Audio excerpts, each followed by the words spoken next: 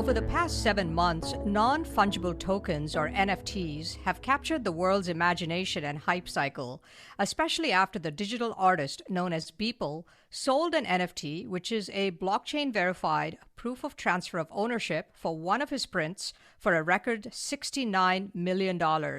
Since then, demand for these types of collectible digital art has exploded. Artists, writers, and entire industries are trying to tap into this lucrative new art form and create all kinds of NFTs for movies, albums, photographs, even a single tweet. Hello, everyone. I'm Chitra Ragavan, and this is Techtopia. At the forefront of the NFT effort in the digital newsroom is the business publication Quartz, which sold the first news article converted into a non-fungible token, or NFT. Since then, the New York Times, Time Magazine, and other news outlets have followed suit with their own NFT offerings. Joining me now to talk about NFTs and the media landscape is Zach Seward. He's co-founder and CEO of Quartz. Seward is widely recognized as a leader in digital journalism, cited in publications such as Forbes, Crain's New York Business, Digiday, and Folio. Prior to joining Quartz, Seward was a reporter at the Wall Street Journal, covering education and health, and then served as the newspaper's first social media editor. And before the Wall Street Journal, he was an assistant editor at Harvard's Nieman Journalism Lab, covering the media industry. Zach, welcome to Techtopia. Thank you so much for having me. Well, tell me how you made the journey from journalism to digital journalism and over to Quartz, and why you got it started. I helped start Quartz back in 2012, and before that, as you were just saying, I was at the Wall Street Journal.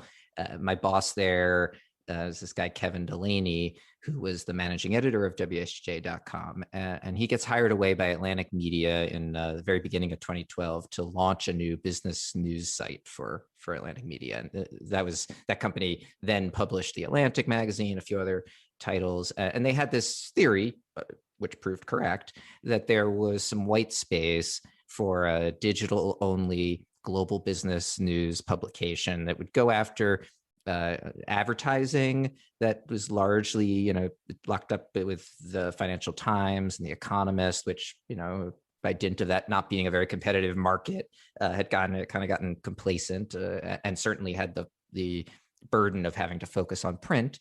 And so we came in digital only, totally free, focused on, what a business news organization could be if it was not US centric and mobile and focused on, its readers on their mobile phones, a few other tenets that we can get into. And we're able to grow really quickly, largely on the back of both social media and email at the beginning. And we ultimately were sold by Atlantic Media in 2018 to a Japanese media company, Usabase. We were under their ownership for the last 2 years until the very end of last year, 2020, which amid a whole lot of turbulence in the whole media industry, Usabase put us up for sale. And in a twist that I'm also happy to talk at greater length about, I and Catherine Bell, our editor-in-chief, ended up buying the company from Usabase in a management buyout. So Quartz is now a completely independent media company, about 100 people in the company, a newsroom of 50 people all over the world covering global business news, and trying to chart a path now as a totally independent media company. Well, congratulations. I think that's really good news. Thank you. Yeah, it's been fun. How does your approach differ from your competitors when you take on business areas that you want to do explanatory journalism on? Mm-hmm. Yeah, there's a few differences, but the most important, I think, and one that's been core to Quartz' editorial approach from the beginning is how we organize our newsroom and our coverage for readers. Whereas in most newsrooms, the coverage is divided up into beats: the telecom reporter, the commodities reporter, the education reporter. We divide our coverage up into what we call obsessions.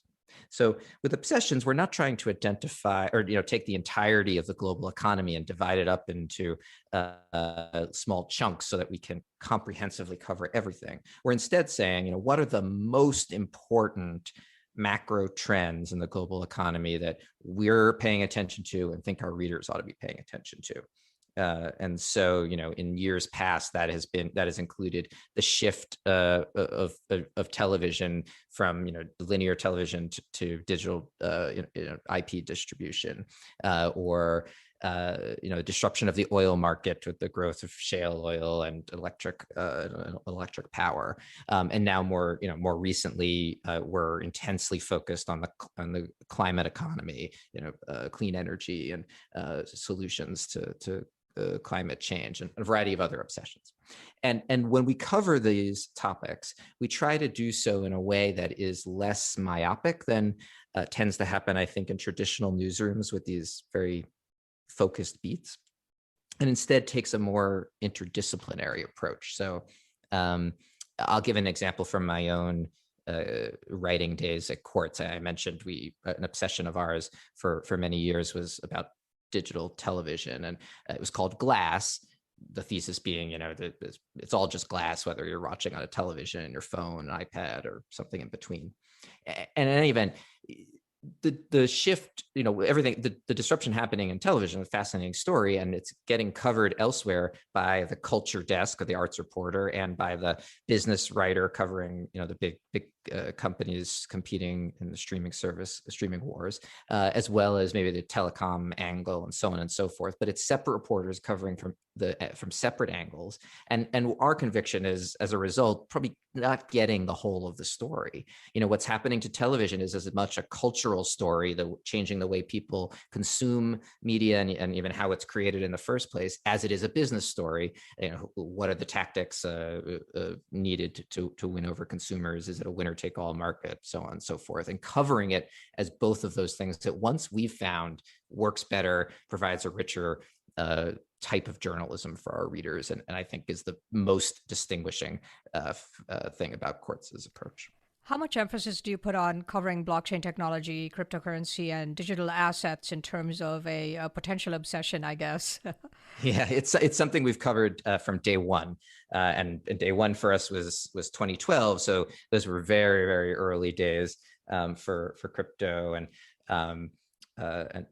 blockchain, and our coverage has tended to be way less focused on cryptocurrency markets and the markets generally, the get rich quick aspects of crypto, much as that, of course, is a big reason why people pay attention to blockchain tech.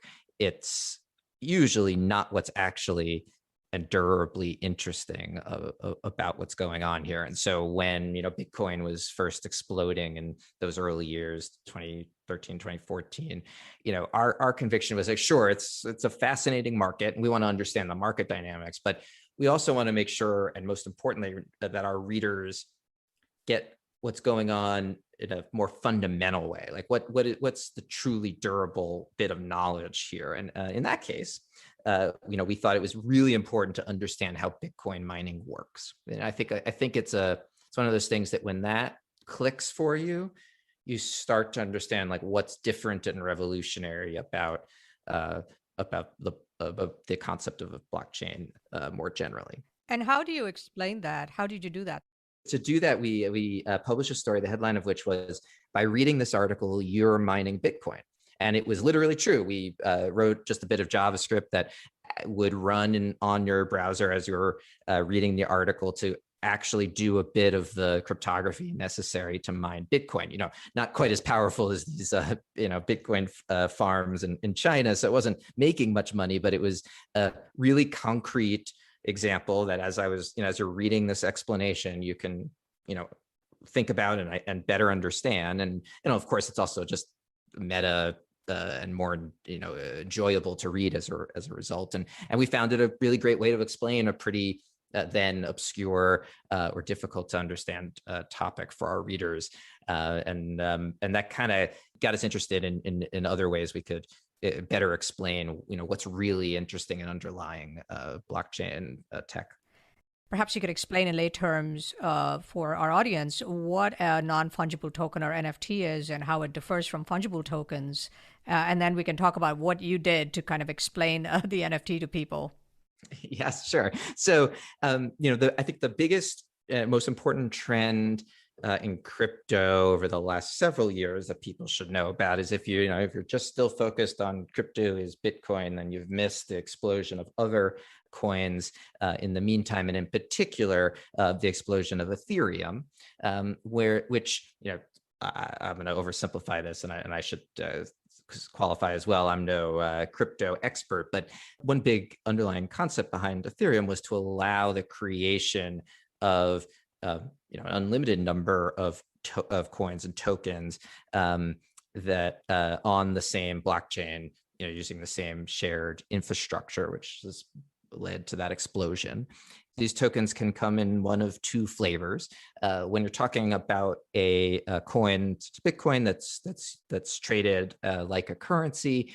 One Bitcoin, just like one dollar bill, is just the same as any other Bitcoin or any other dollar bill, and they're totally exchangeable or fungible. They're not unique. But with non-fungible tokens, it's exactly the opposite. Each token is unique. They might all have the same rights or contractual obligations underlying them, but my non-fungible token is uniquely mine because I have the keys to it and can verify that it belongs to me and nobody else. And Chitra's NFT is yours alone as well. This is a pretty basic concept. But once you get that basic concept down, it opens up a lot of really interesting possibilities. Yeah, and I think one of the best explanations I read was on City Ventures website, of all things, and basically it described how these non-fungible tokens can represent anything: a piece of art, a song, a boat, or a piece of real estate. And it's like the article said, like a digital property deed, so that can provide a verifiable way to transfer ownership of anything you can imagine. And in the case of the crazy Beeple sale, a piece of art for $69 million, go figure, right? So how did you then take this idea and communicate it with your audience to show how an NFT works? Well, we wanted to accomplish the seemingly simple, but as this last few minutes of our conversation, make clear, not actually that simple goal of explaining what an NFT is. And so tried the same sort of meta approach as we had in the past by minting that very article as its own NFT. So the article itself was an explanation of that whole process that we went through in order to mint the NFT and then put it up for auction on OpenSea. And then actually, that's where the story ends, because of course, then the auction commenced and we found out if there was anyone actually interested in buying this thing. But what you were literally buying, in our case, as with the Beeple piece of art and with most every NFT, is just an indication on the blockchain that references the URL of our article, or actually a JPEG of the article, and says you own it. But you're not.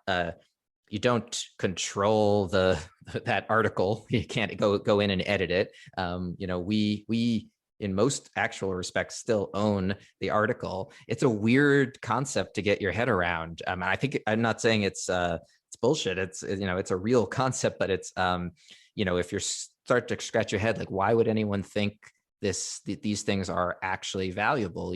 You're asking a good question. Like, it is this, I think, is highly debatable where the real value is in NFTs. So when somebody paid the $69 million for that Beeple's work of art, every day's the first 5,000 days, I think it was called, what were they actually buying? Right. They were buying, in my mind, a URL that they were buying the right to be listed as the owner on a publicly accessible and verifiable blockchain in a way that simply as their, their name or however they want to represent their ownership, their private key, and a reference, a URL referring to the digital piece of art. The file itself is obviously a digital file. It's infinitely replicable. NFTs are a fascinating way to try to square the fact that digital files are infinitely replicable with the fact that creators of them want to be paid for their work, and there is value in art even if it's entirely in pixels. So that's why it's a fascinating concept. But again, it isn't really analogous with the sale of physical goods in any way. And when you actually think about that, it just seems amazing, right? Why would somebody pay money for that? I mean, why? Why is there so much speculation around this, would you say, at least at the moment? The simple, cynical answer is, anywhere people smell get rich quick opportunity, there's going to be a lot of attention all of a sudden. And I do think that explains a decent amount of the excitement around NFTs. But there really is quite a lot going on here that I think is important and likely to matter long after that, after this initial hype cycle wears off. So one of the projects, I'm going to forget the author's name off the top of my head, I apologize, but there's a project recently using NFTs to fund media that I find really fascinating, and I think is a easier to understand example of how NFTs might be used. So it's a fiction writer posted, on Mirror, which is quickly becoming a popular Web3 writing platform. She wrote, this is the concept for my next novel that I want to write. I need to raise this much money in order to be able to focus full time on writing the novel. So I'm going to sell NFTs of the book to a certain number of early backers to help make this happen. And she's got a bit enough of a fan base that she was able to sell those NFTs. And in essence, that's very much like other forms of funding that we're more familiar with, like crowdfunding or patronage. Because in this case, the people buying the NFTs were buying this digital reference, just like in the Beeple example. So that's kind of weird. But also, manifesting, making possible the book itself, like making it possible for the book to exist. And in this case, the author wanted to make it freely available, the book, to anyone on the internet.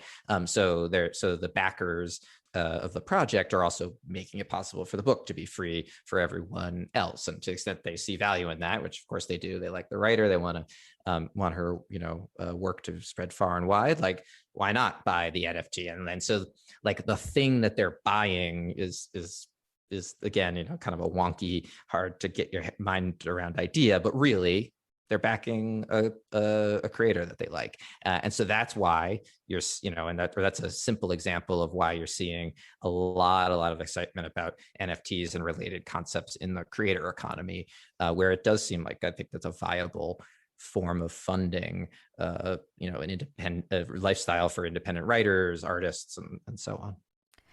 Yeah, and especially after COVID-19, right, you saw so many artists and singers and performers at every level, right, getting just absolutely decimated by the pandemic because people couldn't congregate anymore. And so I imagine this is a very exciting way for them to monetize some of their creative skills and recoup some of the stuff that they've lost over the last year and a half. Yeah, I think that's right. And, it sort of depends on what form of creator we're talking about, a writer or otherwise. But there's also new modes of like how creators cooperate with each other that crypto is like more helpful to enable. It's easier to create collectives of artists or writers. And recently people are pushing the idea of what's called a decentralized autonomous organization, where several creators go in, essentially mint a token that represents that organization and raise money in a similar fashion to the way I was just talking about. But in the process, they're also kind of creating a governance structure for, I don't even think you would call it a company, but sort of an alternative to a traditional corporate structure. That like this is so early days. I don't think there are really great examples yet of DAOs, as they're referred to, working at any scale. But that's pretty interesting, and that's all again based on NFTs and a good example of like where this might go. That's more durable and a little less flashy or get rich quick. Yeah, and before we talk about some of these crazy eye-popping artworks and stuff that have been selling, I want to close the loop on your article. Were you able to auction it off, and did you make $69 million? No, yeah, right. I wish, not quite. But yeah, we were able to sell it for 1 ETH, which at that time was worth about $1,800 USD. Actually, now it's exploded. I think it's about $4,000 some odd.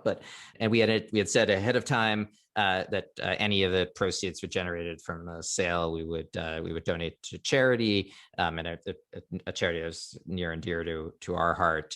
And so that's of course what we did. And I didn't think we were going to be able to raise to sell it for quite that much. And so that was awesome. There are some great examples, right? There's the first Oscar-nominated documentary that was turned into an NFT. You have Jack Dorsey's first tweet that sold for $2.2 million. The one that really interested me also was the NFT album, Kings of Leon, When You See Yourself. What they're doing is they've actually got 3 different types of tokens. And it's fascinating because people don't realize perhaps that this is basically programmable. So they have 3 types of tokens. One would give you front row seats for life. The second one would give you special audiovisual art. And the third one would apparently give you your own special album package tailored just for you. So I think that's fascinating, and people may not quite realize you can customize these things as an artist and be able to really have some creative ways of making money and getting your name out there and creating art and creating a following. Totally. And I think that points to what I think might be the easiest way to understand any token, whether non-fungible or otherwise, which is as a contract. In the case of Kings of Leon, it's in essence like this NFT is a contract that guarantees you rights to front row seats. There are startups experimenting with using non-fungible tokens or as a mechanism for financing startups. So in that case, it's a contract that that entitles you to equity in the startup.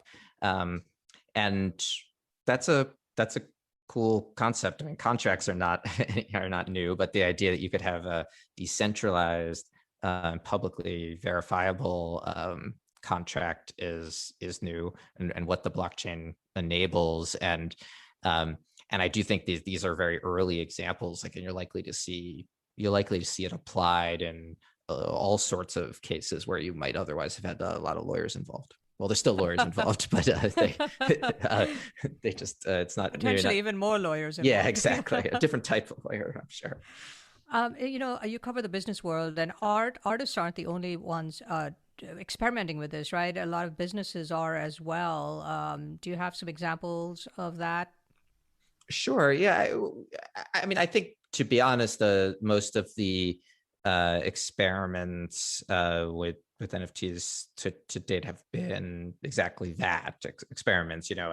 I to be clear, Quartz's own venture into NFTs was very much a journalism project to try to help explain it to our readers, not intending to be a moneymaker or like a suggestion that this is like a future of media. But and I think I kind of interpret it as similar.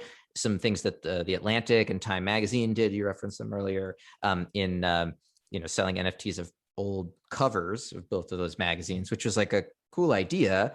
But again, if you're questioning like why would someone want to buy not the cover itself, but like just in some way a reference to the cover? That's a good question. And I think it's likely to turn out that those kinds of experiments, which to be are more like what we've seen so far from businesses, are not the durable ones, or like that's not likely where the value really is. Yeah, I saw a couple of examples of Taco Bell and Charmin, the toilet paper company, auctioning off NFT themed art to raise funds for charity. And my favorite was Charmin's NFTP, non-fungible toilet paper. Perfect. Well, it says it all, right? I mean, like I don't blame them at all, and could hardly, right? Having been the news organization that sold the first NFT news article, but that's all stunts, right? And Yeah. that you see that, of course, at the beginning of any big hype cycle. And where it starts to get interesting, I mean, there is what parts of it are durable. Probably not the toilet paper aspect, but who knows? Crazier things have happened. I would have said the same thing about Dogecoin many years ago. So what do I know? So, in the landscape of digital media and digital journalism, where do you see this fitting in the long term? Well, I think there's likely a few pretty practical examples that are likely to become, if not mainstream, certainly like adopted, but certain parts of the media industry. One is in licensing. So I was saying, a moment ago, one easy way to think about NFTs is as a contract, and in the term crypto world, the smart contracts. And when if you're trying to facilitate allowing a lot of different potential customers to publish a photograph or a piece of writing that you own the copyright to, it gets really complicated really fast, as organizations like the Associated Press or Reuters or Getty Images know. And there are some distinct advantages to doing all of that on the blockchain that could, right now it's too obscure and kludgy to use to actually to imagine that like Getty or AP are going to distribute their photos on the blockchain today. But as that user experience gets better, I do think there are some huge advantages for the licensing business in media that the blockchain technology generally can enable, and that would definitely involve NFTs. And so you see it having a lasting influence on journalism and on the world, or is it a passing fancy? Or Yeah, no, well, in that, it's like, maybe in that sense, it's a more boring, prosaic influence, but that could be a very significant revenue line for a lot of publishers that have not been able to really make much of their syndication businesses. So in that sense, yeah, very much a lasting way. And to be clear, I see even like more exciting applications of NFTs in media, and a lot of them I think are more likely to emerge from independent or smaller media companies and journalists striking out on their own, who, in trying to find like the right business model to support their kind of work, are quickly turning to models that are either based on the blockchain or inspired by it, to let their fans in essence invest in them in ways that these tokens start to enable. You have concepts like rally coins that are coins based on people, and that have taken off, and they're valued based on how the community of fans investing in that person or the token representing that person like value their work. It's fraught in all sorts of ways, but I do think that there's definitely a real trend there, and we're likely to see a lot more of that in media, especially among like the smaller outlets and indie journalists. given how long you've covered cryptocurrency, blockchain, digital assets, I want to pull back out of NFTs for a minute. And you've seen so much volatility in the industry over the last few weeks and months, and talk of regulation. Congress is getting interested. There's just a lot of volatility, a lot of movement. What do you? How do you explain that to your readers right now? What are you seeing compared to where we were and where we're going? Speaking about the crypto markets and trading in cryptocurrency specifically, it's a hypercharged version of the more traditional markets, and our view, Quartz's view of traditional stock trading has, to be honest, have been a little dismissive. I don't think it's wise to day trade or follow the market movements on a hourly basis. We definitely subscribe to the index fund approach to investing. And anything else is either like for fun, which that's fun. Gambling it's fun. So it's done responsibly, or essentially financial instruments designed to be to generate profits unto themselves, which is like its own cottage industry that we don't cover. So a lot of what's going on in cryptocurrencies is just the same thing, but at even greater levels of speculation. And I mean, again, if people want to be risking it all on these coins, they just like any big risk, that it may well pay off, but it's not what I think is like, or I wouldn't advise that taking that risk, certainly. And it's not what I think is like most interesting about cryptocurrencies. And there's this weird paradox, because it's definitely what gets people interested. And I don't I'm not trying to be so self-righteous. Like I found it fascinating and follow it more closely when Dogecoin is quintupling in price overnight. Like that is crazy and fun and interesting to watch. But it's probably not the real story there. So, what interests you the most, would you say, at this point?